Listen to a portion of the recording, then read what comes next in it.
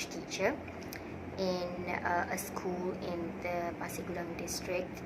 So I would like to share with everyone today regarding probably first I'll tell you a bit about myself, and then I'd be trying to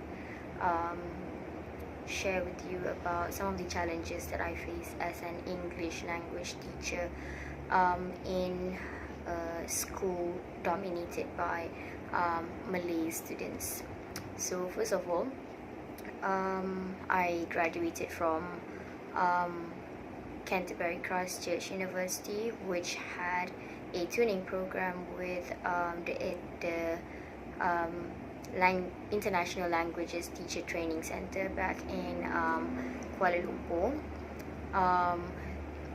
The 3 years of experience in Canterbury has probably influenced the way I carry out my teaching, because we did a lot of practicum, a lot of micro teaching during those days.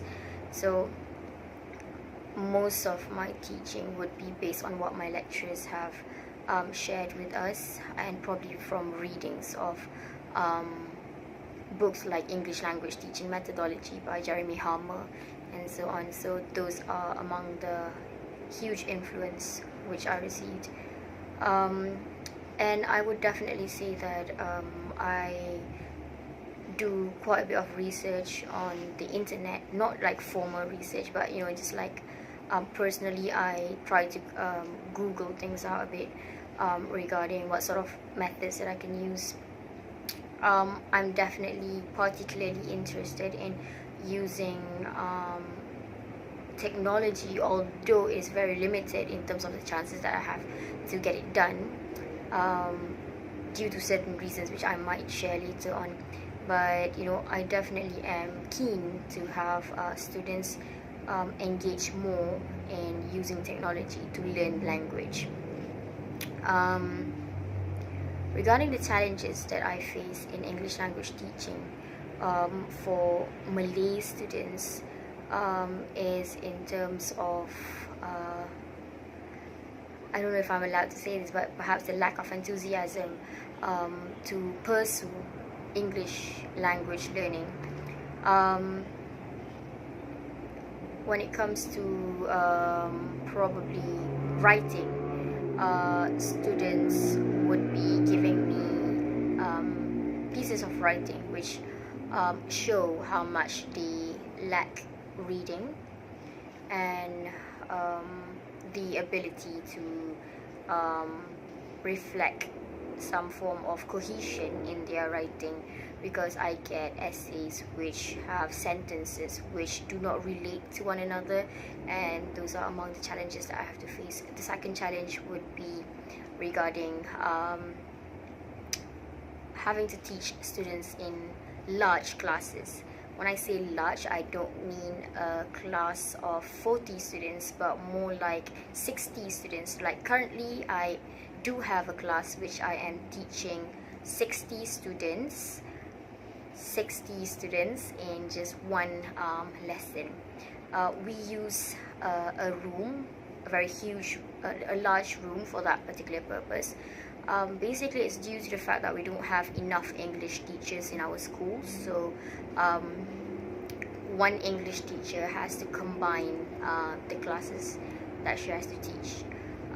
So the challenge would be in terms of classroom management, of course, because when I give instructions, I sometimes face difficulties in ensuring that students get my instructions, especially because we're using a different language, like the English language. So some of them would struggle a bit in terms of being able to hear me from the back of the class, or they would also have difficulties in understanding some of the words that we use and so on, because we're dealing with students who are not used to being given instructions in the English language.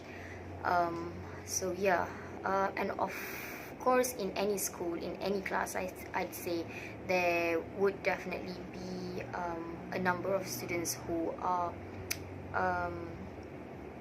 very keen on testing your patients. So they have some behavioral problems that I have to deal with.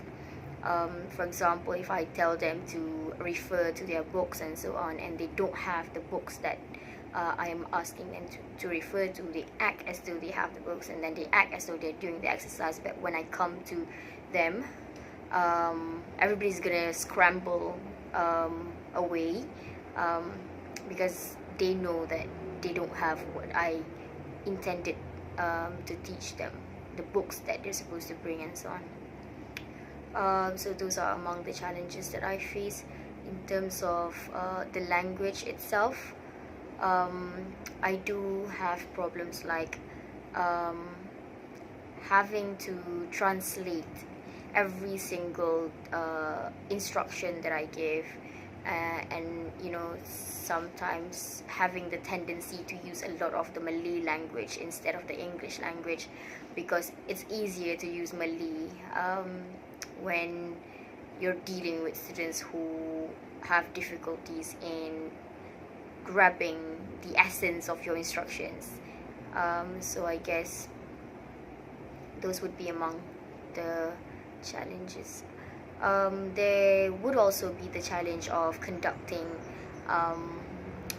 speaking tests, because we do have ULBS, or Ujian Lisan Berasaskan Sekolah, that we have to conduct, and I'm especially worried about the 60 students that I have to test their ability to speak.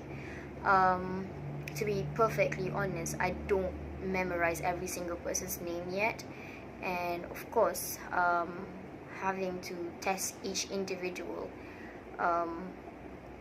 their speaking abilities, when in fact I don't know each and every one of them just yet, although it's already February. That does make me feel a bit frustrated. But there are also problems like them not having the motivation to speak in the target language. Some of the reasons being that they find it embarrassing to speak in another language. Sometimes it's because they feel like they don't want to show off, because using the English language is very much, to them it reflects that you might be having this act of knowing the language, and sometimes even if they can speak, they choose not to, because they don't have this environment where people are comfortable with the language. Even among us teachers, we face that difficulty, like if we try to speak with each other, then if there is one person there that is uncomfortable with the language, they would feel left out. So that's in the bilik guru itself, but I'm not gonna go into details on that. But yeah, with students themselves, there are tendencies to avoid speaking the English language comfortably, and of course when teachers sometimes try to correct them, they feel like they give up when they speak and they are corrected, so they feel like they don't want to try and speak even more after that. So sometimes I have to reflect on the methods of correcting, and how to ensure that they don't feel embarrassed, they don't feel demotivated to speak when I want them to. Okay, when it comes to overcoming the challenges that I face, I focus more on what I am capable of doing instead of expecting administration to change, because I know that I can't change that. Would like to have classes which are smaller. I don't think I have any say in that.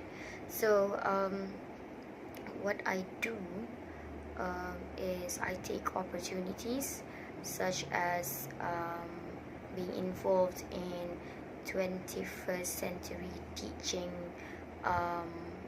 demonstrations. So once perhaps like ICT teachers come to me personally and tell me that, oh, we would like to record you for certain lessons showing how you use technology, then I definitely very willingly grab that opportunity, so that I could have this medium for me to explore how technology can be used, because usually I don't get such chances, because currently the classes that I teach, number one, they are at a very high level, I mean like high floor of the building, so we need to climb up, and having to carry a projector or a laptop with me each time I change classes, that is so not practical. So we don't get to use projectors all the time.